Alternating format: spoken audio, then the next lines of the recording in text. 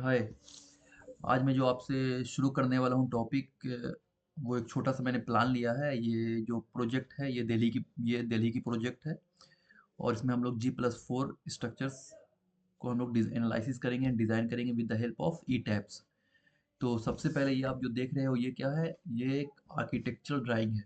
तो being structural engineer, सबसे पहला स्टेप क्या होता है कि आपको आर्किटेक्चरल जो इंजीनियर होता है उससे आपको आर्किटेक्चरल ड्राइंग मिलती है, ठीक है।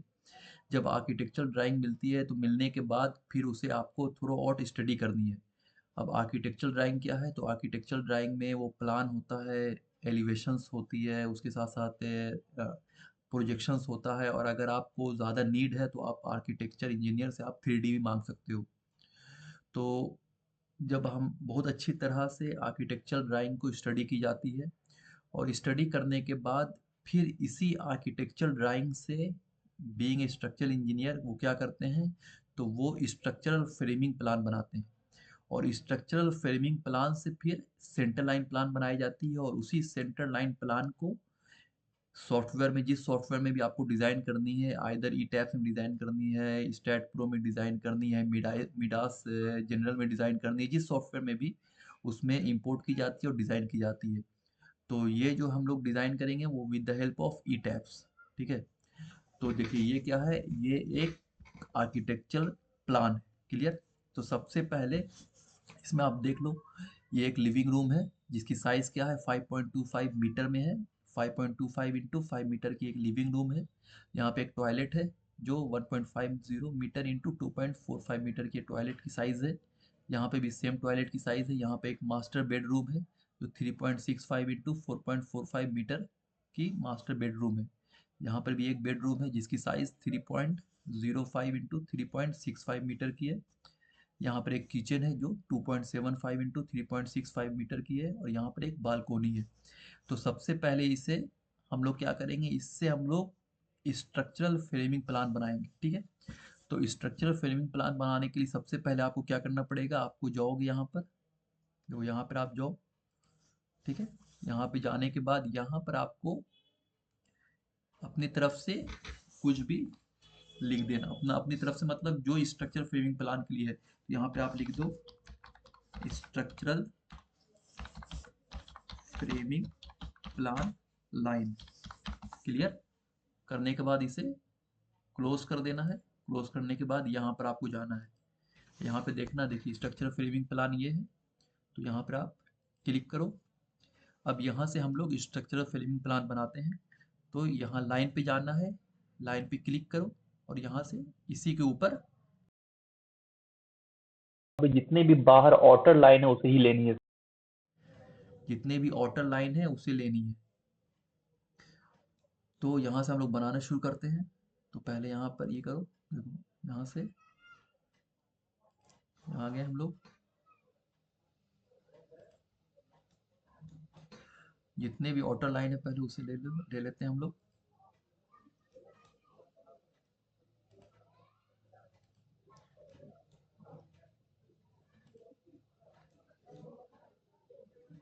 तो इस तरह से हम लोग आउटर लाइन को पहले क्रिएट कर रहे हैं। क्लियर? देखिए जितने भी आउटर लाइन है वो हम लोग ले रहे हैं इसमें।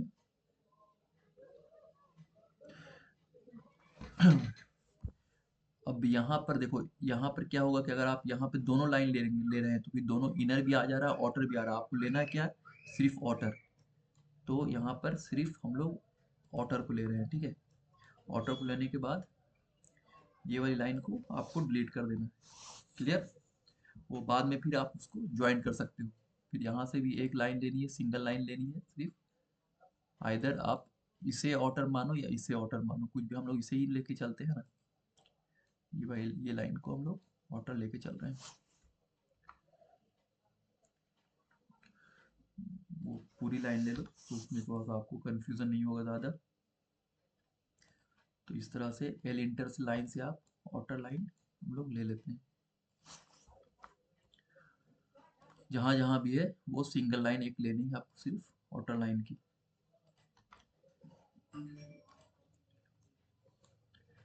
अब यहाँ से भी हम लोग एक लाइन ले लेते हैं, इसे ही हम लोग आउटर लाइन मान रहे हैं।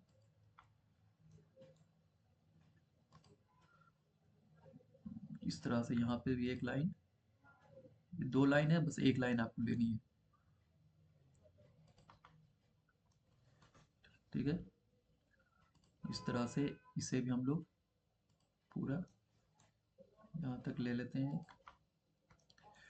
और यहाँ पर भी एक लाइन आपको लेनी है, इस लाइन को ले लेते हैं, हाँ। और कहीं पर है, छूट रहा है, नहीं है, क्लियर, ये हो गया। अब इस तरह से आपने एक आउटर लाइन को हमने क्रिएट कर लिया। अब इसी आउटर लाइन को क्या करना है, अब देखो यहाँ पे आप क्लिक करो, और क्लिक करने के बाद माउस से राइट क्लिक करना है। राइट क्लिक करोगे तो यहाँ पर सेलेक्ट सिमिलर में जाओगे, तो सेलेक्ट सिमिलर में जब क्लिक करोगे तो देखो सेलेक्ट सिमिलर पूरा सिलेक्ट हो गया। अब इसे माउस से क्या करना है, मूव कर दो। अब देखो ये आप निकल कर बाहर आ गया, तो ये आपकी एक आउटर लाइन बनकर आ गई है, क्लियर। सबसे पहले हम लोग ज्वाइन कर देते हैं। अब देखो ज्वाइंट में याद रखना, ये नहीं करना है यहाँ पर से आपने एक लाइन लिया, और लाइन लेने के बाद यहाँ से आपने क्रिएट कर दिया, ऐसा नहीं करना, ठीक है। इससे क्या प्रॉब्लम हो कि देखो यहाँ पे क्लिक करो तो देखो ये दो लाइन आ जा रही है, देखो एक लाइन ये, दूसरी लाइन ये, तो इसलिए कभी ऐसा भूल नहीं करना। अब इसे क्या करने की, इसे मतलब ज्वाइन करने के लिए क्या करना है, यहाँ पर आपको जाओगे और you have to use extend command, okay. Directly यहाँ पे क्लिक करो, देखो क्लिक हो गया, ठीक है। इस तरह से आप यहाँ पर ज्वाइन कर सकते हो जितने भी लाइन ये है, कि जो जो लाइन की आपको नीड है वहाँ पे आप क्रिएट कर सकते हो। यहाँ पे भी जो भी लाइन की नीड है आपको, वहाँ पे आप कर सकते हो, क्लियर। और इस तरह से यहाँ पे पूरी लाइन तो है नहीं, ठीक है, तो यहाँ पर आपको क्या करना है, ज़्यादा नहीं करना है, यहाँ पे ये करके ये मिला दो, ठीक है। और ये लाइन तो है नहीं यहाँ पर, देखो यहाँ पे ब्लैंक है, तो इसे डिलीट करने के लिए आपको ट्रिम में जाना है, ट्रिम में जाकर डिलीट कर दो, क्लियर। तो इस तरह से आपको ये हो जाएगा। इससे भी लाइन, ये बीम है तो बीम पूरा यहाँ तक लेकर आना है आपको, यहाँ पे तो नहीं दी हुई है लेकिन बीच में आपको बीम छोड़ नहीं सकते हो, ठीक है। तो इसके लिए आप एक्सटेंड करके इसे भी मिला दो, ठीक है। तो इस तरह से आपका बनकर तैयार हो गया। और यहाँ पर ये ट्रिम, क्लियर। अब इसी से आपको क्या करना है कि अब देखो इसकी साइज आपको देखनी है कितनी है, इसकी साइज देखो कितनी है, तो यहाँ पे हम लोग मेजर करते हैं। अब देख लो कितनी मेजर में आ रही है साइज, तो मीटर में आ रही है, तो एक बार फिर से चेक करते हैं हम लोग कि इसकी साइज कितनी है वाल की। यहाँ पे क्लिक करो, यहाँ पे क्लिक करो, और देख लो कितनी आ रही है, 0.15 मीटर, ठीक है, इसकी थिकनेस वाल की। तो मीन्स 150 mm की थिकनेस दी गई है, तो इस तरह से यहाँ पे भी 150 mm का आपको क्रिएट करनी है। तो उसके लिए क्या करना है कमांड, उसके लिए कमांड सिंपल आपको यूज करनी है O enter, okay, offset use करना है, तो आप ओ इंटर करो, यहाँ पर ऐसे क्लिक करना और नीचे आना है, और आपको लिख देना है कितना, 0.15, क्लियर। और यहाँ पर इंटर मारो। अब यहाँ पर देखो, यहाँ पर एक लाइन आ गया 0.15 मीटर को, उसी तरह से एक डबल लाइन आपको क्रिएट करनी है। अब इसके लिए आपको या तो आप इधर भी ले सकते हो या इधर ले सकते हो, लेकिन कोशिश करो कि मतलब जहाँ पर लिविंग रूम में नहीं लेंगे, टॉयलेट की तरफ लो तो ज़्यादा आपके लिए अच्छा होगा, क्योंकि टॉयलेट की तरफ बीम जाएगा तो कोई प्रॉब्लम नहीं है ज़्यादा, ठीक है। तो इस तरह से हम क्रिएट कर रहे हैं ये, इस तरह से हम लोग अभी क्रिएट कर लेते हैं ना, इस तरह से डबल लाइन, सॉरी, यहाँ से भी एक ओ इंटर, वो 0.15, इस तरह से आपको एक स्ट्रक्चरल फ्रेमिंग प्लान क्रिएट करनी है। This is called structural framing plan. आप स्ट्रक्चरल फ्रेमिंग प्लान क्रिएट कर रहे हो, तो this is the first step for analysis and design of the structures. Suppose you are going to design any types of structures like residential building, commercial complex, or hospitals whatsoever. But this is the first step, being a structural engineer, this is the first step. First you have to receive the architectural drawing from the architectural engineer, and you just go on through that, where is located, where is toilet, where is living room, where is master bed, whatsoever is given in the plan, you have to thoroughly study. Then after from that you have to create the structural framing plan what we are creating now। ठीक है, तो इस तरह से ये हम लोग create कर रहे हैं। अब देखो इसे हम लोग इजी वे में क्रिएट कर सकते हैं। ठीक है, ये तक इधर भी ले सकते हो, ऐसा नहीं है कि साफ नहीं है, तो इसके लिए कोई प्रॉब्लम की बात नहीं है आप। तो इस तरह से हमने क्रिएट कर दिया है। ठीक है, अब यहाँ यहाँ पे क्या करना है, देखो ये चीज़ जो है ना इसे आपको हटानी है, तो इसके लिए कौन सा कमांड आपको यूज़ करोगे, तो दिस इज इसके लिए यूज़ करता है आपको ट्रिम कमांड। यहाँ से भी ट्रिम ले सकते हो या फिर TR डबल इंटर करने के बाद ये आप इस तरह से आप हटा दो। ठीक है, इस तरह से आप इसे क्रिएट कर रहे हैं। होप आपको समझ में आ रहा होगा ना। देखो ये इजी वे में सबसे पहले देखो एक चीज़ याद रखना कि जब भी आप कोई भी सॉफ्टवेयर यूज़ करो तो सबसे पहले उसका ऑपरेशनल लेवल, उसके ऑपरेशनल प्रोसेस समझो कि क्या उसके ऑपरेशनल प्रोसेस है। क्योंकि एक एग्जांपल मैं दे रहा हूँ कि अगर आप एक जेट प्लेन में बैठे हो और तो जेट प्लेन में बहुत सारे बटन होते हैं, लेकिन अगर आपको प्रोसेस पता ही नहीं है, नॉलेज ही नहीं है कि कौन से सिचुएशन में कौन से बटन को पुश करनी है, तो फिर क्या फ़ायदा है। तो इसीलिए अब ई टैप्स भी जो है वो एक सॉफ्टवेयर समझिए कि वो एक, आप जब आप ई टैप्स यूज़ करने जा रहे हो समझो कि वो आप एक जेट प्लेन में बैठे हो, आपको पूरी तरह से ई टैप्स के जितने भी ऑपरेशनल प्रोसेस हैं उसको कंपलसरी है जानना। क्योंकि जब ऑपरेशनल प्रोसेस को आप जान लोगे उसके बाद ही आप उसके कंसेप्ट में जाओगे, कौन सी जगह पे क्या चीज़ यूज़ करनी है, लेकिन कैसे यूज़ करनी है, कौन सी कमांड यूज़ करनी है, कौन सा कहाँ पर क्या यूज़ करना है, तो वो चीज़ तो ऑपरेशनल लेवल में आएगा। तो सब जब सबसे पहले याद रखो कि जब भी आप कोई भी सॉफ्टवेयर यूज़ करो, I am not telling about the E tabs, you are telling about the Midas civil, Midas general.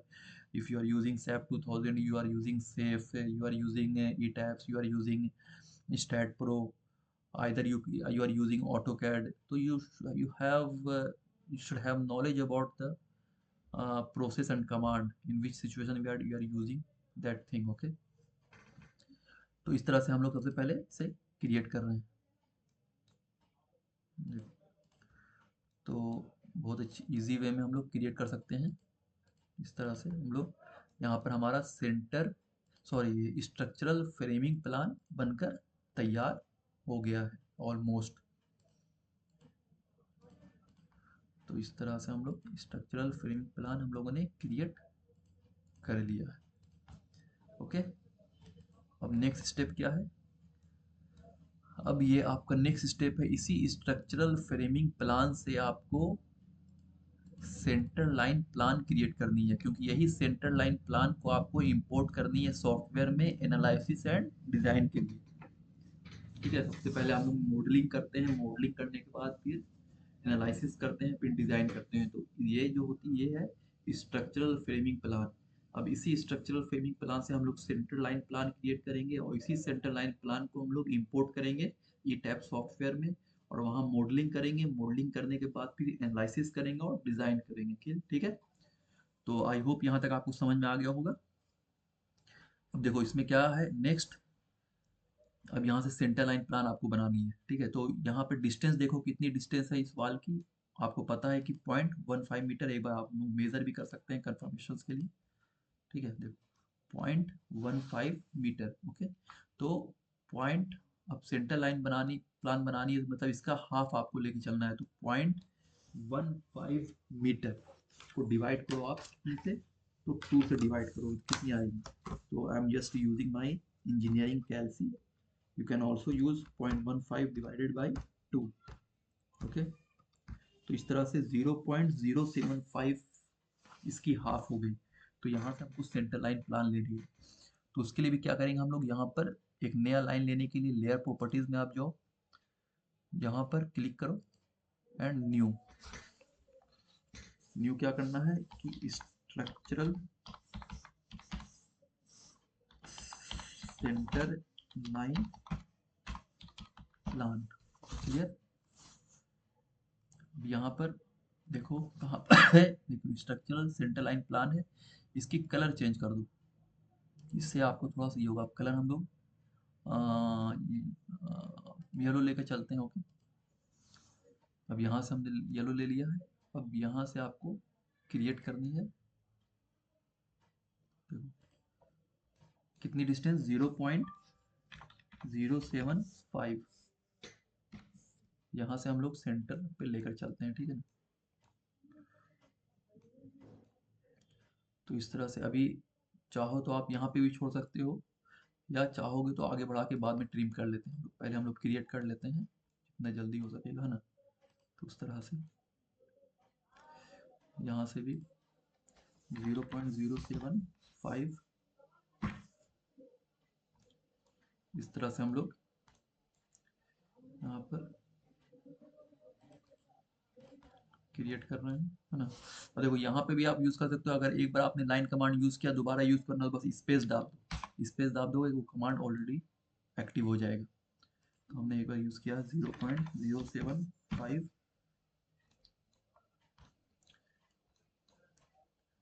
तो इस तरह से। और कहाँ पर है, अब यहाँ पर मतलब जितने भी लाइन उसके बीच में आपको लेनी है। लेकिन जल्द में ऐसा ना हो कि आप 0.075 की जगह पे 0.75 ले लो, तो वो फिर बहुत ज़्यादा प्रॉब्लम आपको आ जाएगी। ठीक है, इसलिए इस चीज़ों को हमेशा याद रखना है कि डिस्टेंस को अच्छे से मेज़र करना है। 0.075।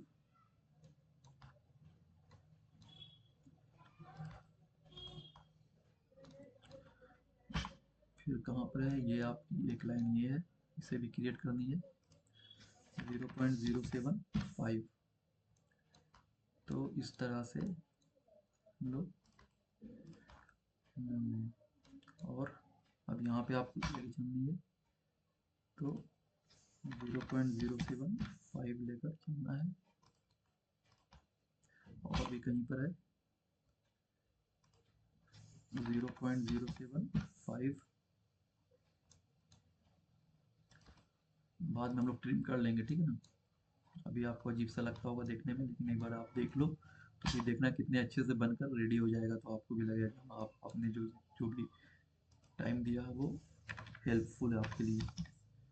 0.75 इंटर। इस तरह से हमने इसे हम लोग क्रिएट कर रहे हैं। और कहाँ कहाँ पर छूट गया, अब ये लाइन को क्रिएट करनी है। तो यहाँ पर 0.075 क्रिएट करना है। और अब ये लाइन 0.075, और फिर ये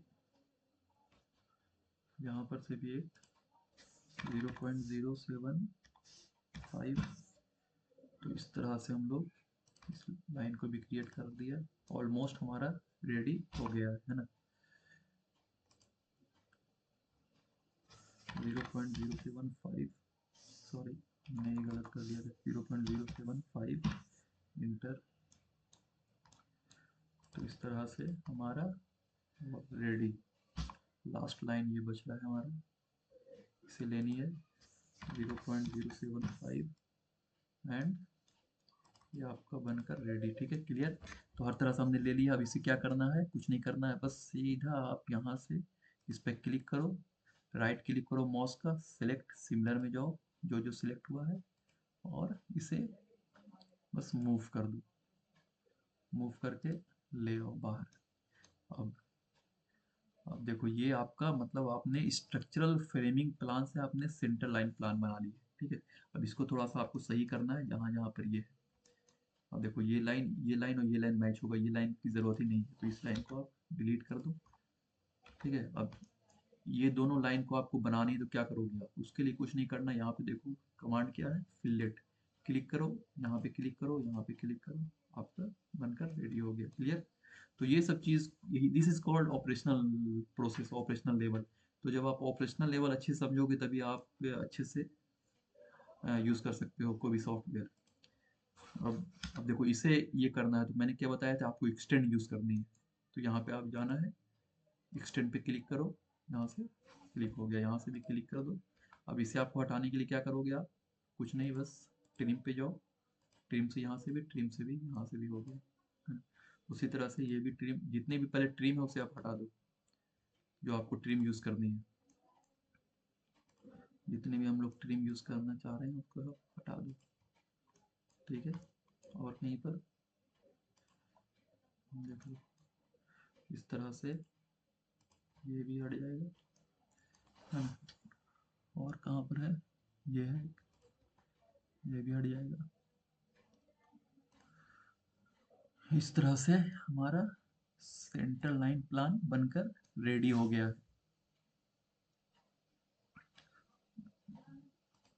ये आपका सेंटर लाइन प्लान बनकर रेडी। अब इसे एक्सटेंड कर दो, जितना भी एक्सटेंड करना है आपको आप कर सकते हो, है ना। जो जो भी लाइन आपको लग रहा है कि हमें एक्सटेंड करना चाहिए वो इजी वे में आप कर लो, लेकिन एक्सटेंड ही यूज़ करना, लाइन कमांड यूज़ कर मत जोड़ना। लाइन कमांड से क्या होगा कि सिंगल ही लाइन रहेगी, ठीक है। तो इस चीज़ों को याद रखना है। अब यहाँ से ट्रिम यूज़ करो, अब इसे डिलीट करके जो जो मतलब यूज़ में नहीं है उसे आप डिलीट कर सकते हो, है ना। अब यहाँ पर हम एक्सटेंड यूज़ कर रहे हैं, एक्सटेंड यूज़ करके यहाँ पर फिर ट्रिम यूज़ करो और इसे हटा देते हैं, ठीक है। उस तरह से इसे भी हटा दिया मैंने। हटाने के बाद कमांड यूज़ किया एक्सटेंड, एक्सटेंड से यहाँ पर क्रिएट कर दिया। उसके बाद अब जो लाइन ज़्यादा है उसे ट्रिम से हटा देते हैं, ठीक है। अब एक बार क्रॉस चेक करना, क्रॉस चेक क्या करना है कि आपको देखना है कि जो एक लाइन जा रही है वो एक ही लाइन डिवाइड तो नहीं हुई है ना। जैसे यहाँ पे क्लिक करो देखो, अब यहाँ पे क्लिक करो देखो, एक लाइन पूरी गई है, ठीक है। पूरी एक लाइन होनी चाहिए, ये भी सही है लाइन, देखो ये भी लाइन सही है, ये भी एकदम लाइन सही है कि पूरी पूरी लाइन एकदम होनी चाहिए। आप बस आप माउस यहाँ पे रखोगे आप ऑटोमेटिक पता चल जाएगा। अब देखो ये भी लाइन सही है। अब देखो ये लाइन अभी इसको पहले एक्सटेंड करके जोड़ दो। अब क्या मैं चेक कर रहा हूँ आपको समझ में आना चाहिए, देखो क्या करते हैं, मैं प्रोसेस एक बार दिखा दे रहा हूँ आपको। आपको लगता होगा कि क्या ये है, तो देखो ऐसे सपोज दैट हमने लाइन कमांड इसमें यूज़ किया जोड़ने के लिए, एग्जाम्पल जस्ट, क्लियर। अब मुझे क्रॉस चेक करना है, तो देखो यहाँ पे जब क्लिक करो तो क्या जाएगा, देखो एक लाइन अलग ये हो गई और दूसरी लाइन देखो ये अलग हो, ये चीज़ नहीं होनी चाहिए। अगर ये चीज़ इस तरह से अगर आप इंपोर्ट करोगे तो फिर वहाँ पे प्रॉब्लम होगा, एनालिसिस अच्छी तरह से होगी ही नहीं। इसलिए इस चीज़ों को ही आपको इग्नोर करनी है और एक बार क्रॉस चेक ज़रूर से करना है। तो यहाँ पे इसको हटा दो, डिलीट कर दो, हटा करके यहाँ पर एक्सटेंड यूज़ करो। अब क्रॉस चेक करो, देखो एक लाइन पूरी आ गई। तो ये सब चीज़ बहुत ही कंपलसरी होता है, नहीं तो एरर आपको आएगा। जब आप एनालिसिस करोगे तो आपको बहुत सारे एरर आएंगे, तो आपको बहुत ज़्यादा, अब आपने इतने, क्योंकि देखो एनालिसिस करने में भी बहुत टाइम लगता है, takes too much time to go for the analysis, because it is a finite limit method.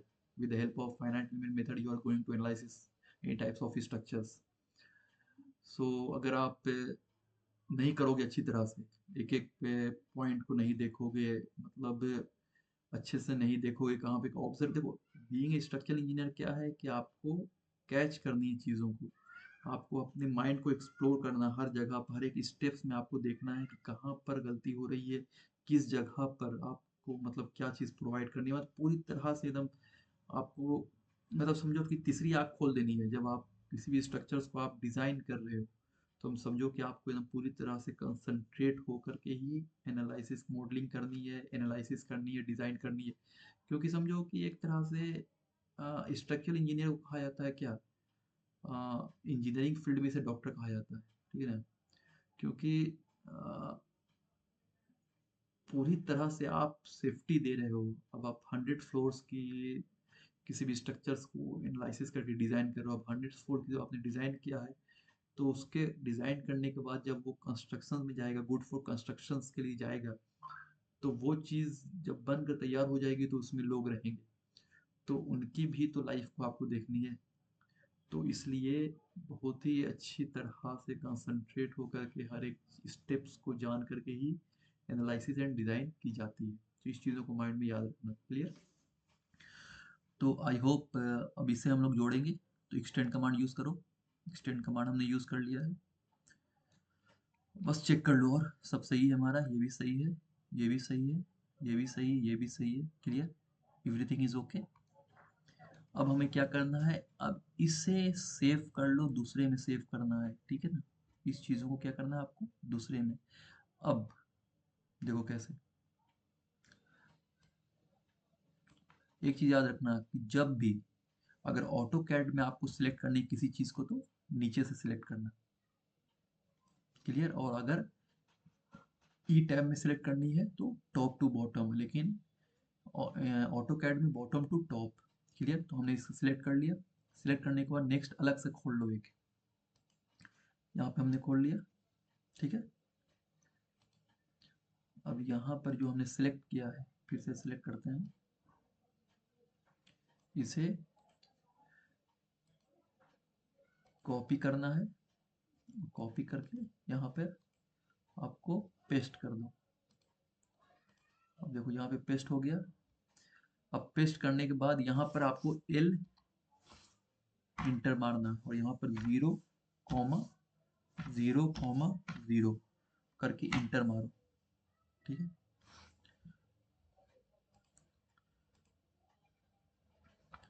फिर से एक बार देख लेते हैं, हाँ। देखो यहाँ पर आपको एल इंटर 0, 0,0,0।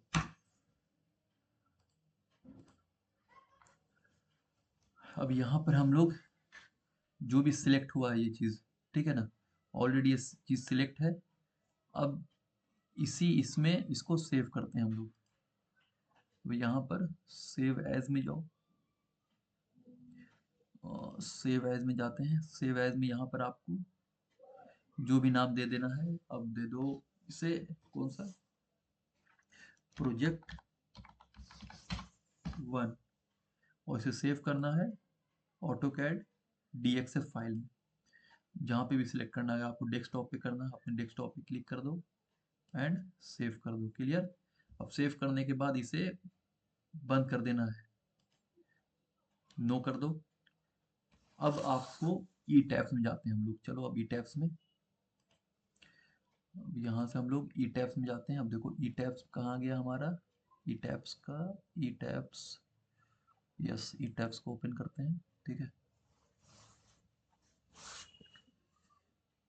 यहाँ से हम लोग ई टैब्स ओपन कर रहे हैं। क्लियर, ई टैब्स टाइम। अब यहाँ पे आपको न्यू मॉडल में जाना है, न्यू मॉडल में क्लिक करो। यहाँ पर यूज बिल्ट इन सेटिंग में जाना है, यहाँ पे क्लिक करोगे। यहाँ पे आपको देखना डिस्प्ले यूनिट्स। अब जब डिस्प्ले यूनिट्स देखोगे तो यहाँ पर बहुत सारे आएगी, मैट्रिक में भी आएगी, यूएस में भी आएगी और मैट्रिक एमकेएस में, लेकिन हम डिज़ाइन करते हैं मैट्रिक्स। ये SI unit. Steel section, steel section आपको बहुत सारी कंट्री का है, जो भी कंट्री का यूज़ करना है, लेकिन हम लोग इंडियन यूज़ कर रहे हैं तो इंडियन। स्टील डिज़ाइन कोड भी बहुत सारे कोड हैं, अलग अलग कंट्री के हैं, लेकिन हम लोग स्टील के लिए जो कोड यूज़ करते हैं वो IS 800 2007 यूज़ करते हैं। और कंक्रीट के लिए कौन सा यूज़ करते हैं, IS 456 2000। ये चारों को आपको ऑटो में आपको अच्छे से फिल करनी है। यहाँ पर ओके कर दो। ओके करने के बाद अब ये क्या आ गया, तो ये आ गया आपका। देखो इसमें दो प्रोसेस होती है, आइदर आपको ग्रिड वाइज दे के बनानी है या फिर डायरेक्ट आपको इंपोर्ट करनी है। जब आप डायरेक्ट इंपोर्ट करोगे तो ब्लैंक में जाना है, ब्लैंक में क्रिएट क्लिक करो और यहाँ पर ओके कर दो, ठीक है। अब यहाँ पर आपको फाइल में जानी है, फाइल में जाने के बाद इंपोर्ट में जाओ और इंपोर्ट में जाने के बाद DX file of floor plan में क्लिक करना है। अब आपने कहाँ पर सिलेक्ट किया है, आपका कहाँ पर है, कौन सा था, प्रोजेक्ट 1 था। प्रोजेक्ट 1 पे क्लिक करो, ओपन कर दो। अब यहाँ पे देखना है कि जो भी आपने यूज़ किया था, यहाँ पे हमने देखो स्ट्रक्चरल सेंट्रल लाइन प्लान हमने वहाँ पे लिखा था ऑटो कैड में, तो इसी पे क्लिक करना है सिर्फ। और यहाँ पर जो DX फाइल यूनिट है ये हम लोग जो भी ऑटो कैड में बना रहे हैं, तो किस में बना रहे थे, मीटर में, तो यहाँ पर भी आपको मीटर में जानी है, ठीक है। और यहाँ पर कोई भी स्टोरी 4 भी में भी आप इसको इंपोर्ट कर सकते हो, बाद में हम लोग उसको नीचे बढ़ा लेंगे, किसी भी स्टोरी में हम लोग स्टोरी 4 में लेके चलते हैं, ठीक है। यहाँ पर ओके कर दो। यहाँ पे फाइल को जो सेव करनी है उसी सेम में कर दो डेस्कटॉप पर। फाइल का नाम कुछ दे दो, प्रोजेक्ट वन 1,1 दे देते हैं, ठीक है ना। यहाँ पे सेव कर देते हैं। देखो ये क्रिएट, ये आ गया, इंपोर्ट होकर आ गया आपका। क्लियर। ये आपकी 3D है और ये आपकी प्लान है। तो हम लोग जो जनरली जो बनाएंगे वो प्लान में बनाएंगे, ठीक है। और आप चाहो तो इससे बहुत सारा बना सकते हो। देखो जैसे यहाँ पर ये 3D है ना, इसको आप हटाओ। अब इसी को अगर व्यू आप चाहोगे बहुत ज़्यादा व्यू, तो देखो ऐड न्यू करो, 2 आ गया। फिर इसका भी लेना चाहते हो, देखो 3 आ गया। इसका लेना चाहते हो, 4 आ गया। तो उसी तरह से आप बहुत सारा ले सकते हो, लेकिन अभी हम लोग सिर्फ एक ही को प्लान, क्योंकि जब भी हम लोग एनालिसिस करते हैं, मॉडलिंग करेंगे, तो सिर्फ प्लान में करेंगे। जो भी चीज़ प्लान में आप बनाओगे वो 3D में शो हो जाएगा, ठीक है ना। 3D मतलब क्या होता है, वो तीनों डायरेक्शन में, X Y and Z direction में शो होगा। तो हम लोग अभी मॉडलिंग जो करेंगे वो सिर्फ किस में करेंगे, तो वो सिर्फ अभी 2D में करते हैं, प्लान में। तो ये सबको अभी हम लोग हटा देते हैं, ठीक है। तो आई होप यहाँ तक आपको समझ में आ गया होगा कि क्या प्रोसेस है। अब देखो इसमें क्या है, अब हम लोग ई टैब्स में आते हैं। E tabs, the full form of E tabs is extended three dimensional analysis of building system. ये होता है आपका ई टैब्स, ठीक है। तो ई टैब्स के बाद, ई टैब्स का अगर आप थोड़ा सा हिस्ट्री जानना चाहोगे, ठीक है ना, कि ई टैब्स क्या है, तो ई टैब जनरली जो होता है ना, वो एक तरह का एक कंप्यूटर प्रोग्राम होता है, okay, that generally uses finite element theory, that is FEA, to analyse and design building structures. तो ई टैब क्या होता है, एक फाइनाइट एलिमेंट थ्योरी होता है जिसे हम लोग यूज करते हैं, कंप्यूटर प्रोग्राम ही होता है, और ये जनरली यूज करता है एक फाइनाइट एलिमेंट थ्योरी को, to analyse and design of building structures. Clear. And if you want to use the features, you want to know the features of etabs, so etabs can create 3D models of structures, analyze the structure's behavior under different loading conditions, and identify potential problems before construction begins।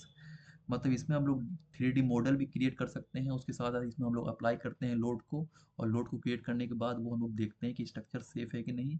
और उसके बाद उसी, जो भी ई taps में जो भी design करके आता है उसे ही हम लोग क्या करते हैं, GFC, that is called good for construction के लिए जाता है, और वही कंस्ट्रक्शन बिगिंस होती स्टार्ट होती है, ठीक है।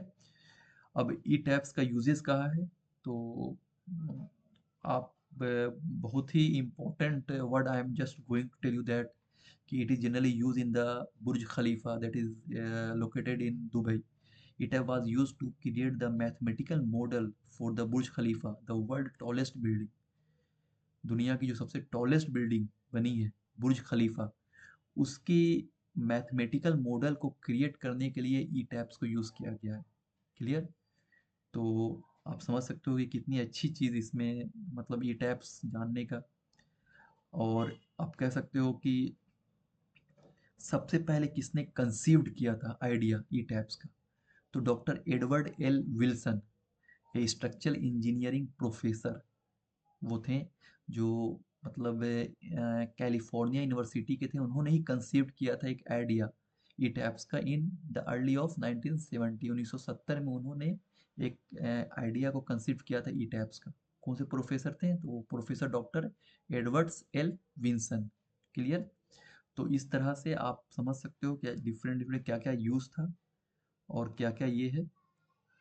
अब हम लोग शुरू करते हैं इसके बारे में जानना है। सबसे पहले इसके बारे में हम लोग देखते हैं कि इसकी आ, मतलब किस तरह से इसकी ऑपरेशनल लेवल है, इसको समझो। तो देखो ये है प्रोजेक्ट, ठीक है ना। जिस प्रोजेक्ट में आप बना रहे हो उसको यहाँ पे देनी है। ये आपकी स्ट्रक्चरल लेआउट है, ये आपकी प्रॉपर्टीज़ है। अब प्रॉपर्टीज़ में बहुत सारे हैं, मटेरियल है, फ्रेम सेक्शंस हैं, स्लैब सेक्शंस हैं, टेंडन सेक्शंस हैं, डेस्क सेक्शंस हैं, वॉल सेक्शंस, बहुत सारे हैं। तो सबसे पहले हम लोग मटेरियल में जाएंगे। अब मटेरियल में जाने के बाद यहाँ पे क्लिक करो, और यहाँ पर माउस से राइट क्लिक करना, एंड ऐड न्यू में जाएंगे। तो ऐड न्यू में जब जाओगे तो यहाँ पर आपको रीजन पूछता है कि किस रीजन में आप स्ट्रक्चर्स को डिज़ाइन कर रहे हो। तो हम लोग कौन से रीजन में हैं, तो हम लोग इंडिया में हैं। अब मटेरियल टाइप, कौन से मटेरियल आप यूज़ करोगे, तो हम यहाँ पर हम लोग आरसीसी स्ट्रक्चर डिज़ाइन करने जा रहे हैं। तो इसमें हम लोग पहला कंक्रीट लेंगे, क्लियर। अब स्टैंडर्ड कौन सी है, तो इंडियन ही है। अब कंक्रीट की ग्रेड ग्रेड कौन कौन सा ग्रेड यूज़ करते हो, ग्रेड मतलब क्या होता है, ग्रेड मतलब होता है मिक्स। तो जैसे यहाँ पे देखो ग्रेड M30, ठीक है, तो M मतलब क्या होता है, M मतलब मिक्स होता है, और 30 मतलब क्या होता है, characteristic compressive strength of the concrete. अगर हम यहाँ पर M15 दे दें, तो M15 ग्रेड का मतलब क्या है कि M is the mix and 15 is the characteristics compressive strength of the concrete after 28 days. 28 दिन के बाद जब हम कंक्रीट को चेक करते हैं तो उसकी कंप्रेसिव स्ट्रेंथ 15 न्यूटन पर एम स्क्वायर आनी चाहिए। तो this is called grade, clear. अब जैसे M15, तो M15 का जो प्रोपोर्शंस होगा, अगर साइड पे आपको दिया हुआ है कि you have to use M15 in the construction of slab, तो इसका मतलब क्या है कि आपको M15 का मतलब क्या है कि जो रेशियो आपको यूज करनी है वो 1:2:4 यूज करनी है। मतलब 1 पार्ट आपको सीमेंट यूज करनी है, ठीक है। 2 पार्ट क्या यूज करनी है, 2 पार्ट आपको एग्रीगेट यूज करनी है। मतलब एग्रीगेट में कौन सी एग्रीगेट, तो फाइन एग्रीगेट मतलब सैंड। एंड 4 पार्ट क्या यूज करनी है, कोर्स एग्रीगेट मतलब गिट्टी। तो अगर ग्रेड N15 है तो मतलब 1:2:4 इसका प्रोपोर्शन होता है। तो अप टू M15 जो होती है वो एक नॉमिनल मिक्स होती है, और M15 के M25 के बाद अगर आप यूज़ करते हो तो वो हम लोग की डिज़ाइन मिक्स में आ जाती है। तो अगर G+4 structures, G+5 structures use कर रहे हो तो हम लोग जनरली क्या यूज़ करते हैं, तो हम लोग डिज़ाइन ही मिक्स यूज़ करके चलते हैं। तो कभी हम लोग M30 लेके चलते हैं यहाँ पर, ठीक है। तो हमने यहाँ पे ग्रेड यूज कौन सा यूज़ कर रहे हैं, हम लोग M30 यूज़ कर रहे हैं। लेकिन अभी पता नहीं, हो सकता है कि जब आप एनालिसिस करो तो एनालिसिस के बाद बहुत ज़्यादा स्टिफनेस आ जाए, तो उस जगह पे हो सकता है कि M30 की जगह पे आपको M25 यूज़ करना हो। तो वहाँ पे आप ये कर सकते हैं। अभी कुछ भी पता नहीं है, हम लोग सिर्फ अभी एग्जांपल लेके चल रहे हैं कि M30 हमें यूज़ करनी है, तो हमने M30 ले लिया, ये आपने एक ले लिया, यहाँ पे ओके कर दो। मटेरियल का नाम, ठीक है ना, तो मटेरियल का नाम M30 ही हम रहने देते हैं। मटेरियल टाइप क्या है, कॉन्क्रीट है, ओके। बाकी तो ये सब क्लियर है, कोई प्रॉब्लम नहीं सब में, ये सब ऐसे ही रहने देना है। M30 यहाँ पर आप ओके कर दो। तो देखो यहाँ पे हमने M30 ग्रेड यूज़ कर दिया है। सेकंड और कौन सा ग्रेड यूज़ करेंगे, हमने ये कंक्रीट का ले लिया। सेकंड स्टील का, स्टील का यहाँ पर आपको याद रखना, स्टील ये स्टील नहीं लेके चलना है। जब भी हम लोग कंस्ट्रक्शन में लेके चलते हैं डिजाइन, इसमें तो रीबार लेके चलते हैं, ठीक है। तो यहाँ पर रीबार हो गया, यहाँ पे इंडियन।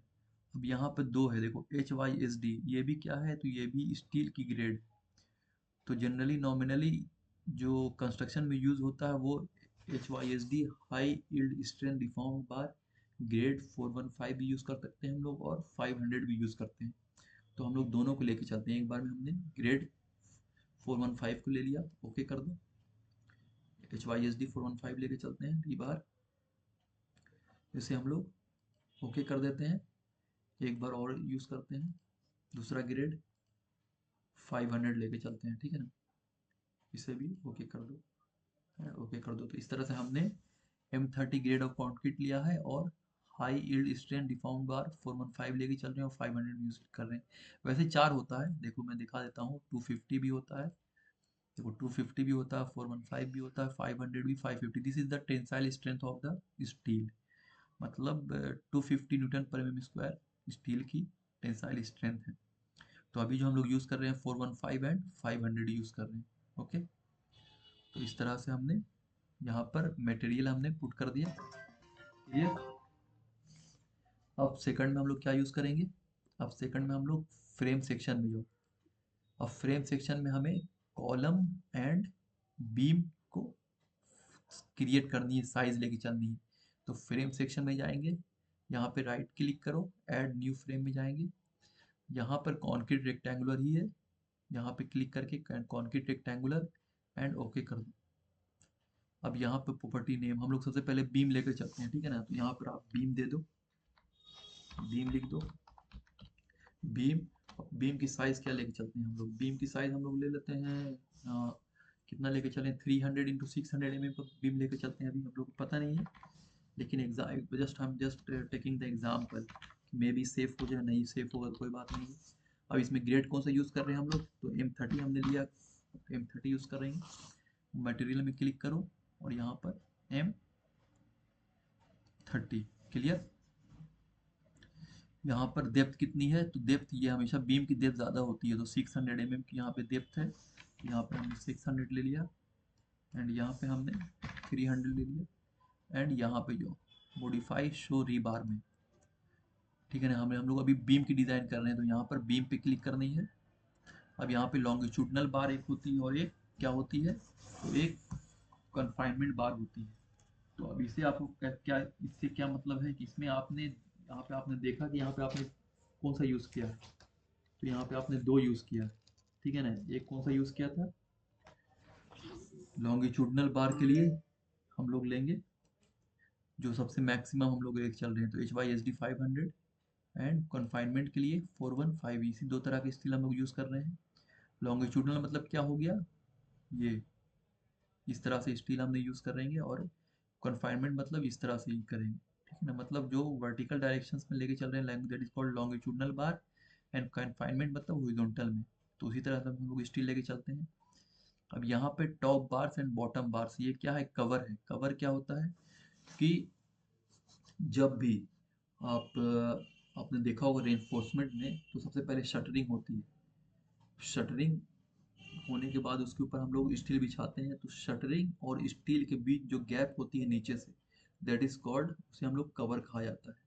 तो हम लोग generally in the case of beam में 60 mm का कवर लेके चलते हैं, टॉप बार में भी है, बॉटम बार में भी। वही चीज़ यहाँ पे हमने दे दिया है। अब यहाँ पे आपको सिर्फ ओके कर दो, यहाँ पे भी चेक करने के बाद ओके कर दो। देखो हमने साइज बीम की क्या ले ली, 300 × 600 mm की हमने साइज ले ली है। अब सेकंड आपको क्या करना है, तो सेकंड हम लोग यूज करते हैं कॉलम। कॉलम को क्रिएट करना है, तो ऐड न्यू फ्रेम्स में जाओ, ओके कर देना है। अब यहाँ पे कॉलम लिख देना है, ठीक है ना, COLU कॉलम। अब कॉलम की साइज भी कितना लेके चलते हैं, 300 × 600 लेके चल रहे हैं कॉलम। इसमें भी ग्रेड M30 लिख देते हैं, यहाँ पर M30 ले देना है, ठीक है। यहाँ पर 600 × 300, क्लियर। मॉडिफाई शो दी बार्स में, अब यहाँ पर आपको कॉलम पे क्लिक करना, कॉलम ऑलरेडी क्लिक है। लॉन्गिट्यूडनल बार्स में 500, एंड कन्फाइनमेंट बार में 415, क्लियर। रेक्टेंगुलर कॉलम लोग डिजाइन करते हैं, टाइज ले लिया है। अब यहाँ पे in the case of column में जो कवर ली जाती है वो 40 mm की ली जाती है, ठीक है। अब यहाँ पे हम देख रहे हैं कि नंबर ऑफ लॉन्गिट्यूडनल बार्स कितना लेके चलना है, तो 3 लेके चलते हैं, और नंबर ऑफ लॉन्गिट्यूडनल बार 5 लेके चलते हैं। यहाँ पे ओके कर दिया। इसका मतलब क्या, देखो ये देख रहे हो ना आप, यही चीज़ है, ठीक है ना। 1 2 3 यहाँ पे लेके चल रहे हैं हम लोग, और यहाँ पे 1 2 3 4 5, ये वाली। देखो ये चीज़ यहाँ पर number of longitudinal bar along 3 direction face में कितना हम लोग लेके चल रहे हैं, 3। तो लॉन्गिट्यूडनल बार यहाँ पे क्या 3 है ना, यहाँ पर देखो, यहाँ पे 3, मतलब ये वाली लिए लॉन्गिट्यूडनल बार हो गई, और ये हो गई कन्फाइनमेंट बार। तो 1 2 3 4 5 यहाँ पे लेके चल रहे हैं, और यहाँ पर 3 लेके चल रहे हैं, ओके। अब यहाँ पे बस ओके कर दो। तो इस तरह से हमने ये दोनों क्रिएट कर लिया। आई होप यहाँ तक आपको समझ में आ गया होगा। तो आज के लिए हम लोग इतना ही रहने देते हैं। नेक्स्ट लेक्चर में हम यहाँ से शुरू करेंगे, और फिर किस तरह से स्लैब को हम लोग क्रिएट करते हैं, किस तरह से शेयर वाल प्रोवाइड की जाती है, फिर ये बीम और कॉलम को कैसे यहाँ पर इंपोर्ट करके यहाँ पे मतलब क्रिएट करेंगे, बहुत सारा स्टेप्स है। तो नेक्स्ट लेक्चर में मैं इसे कंटिन्यू करूँगा। तो आज के लिए इतना ही रहने देते हैं, okay. Thank you so much.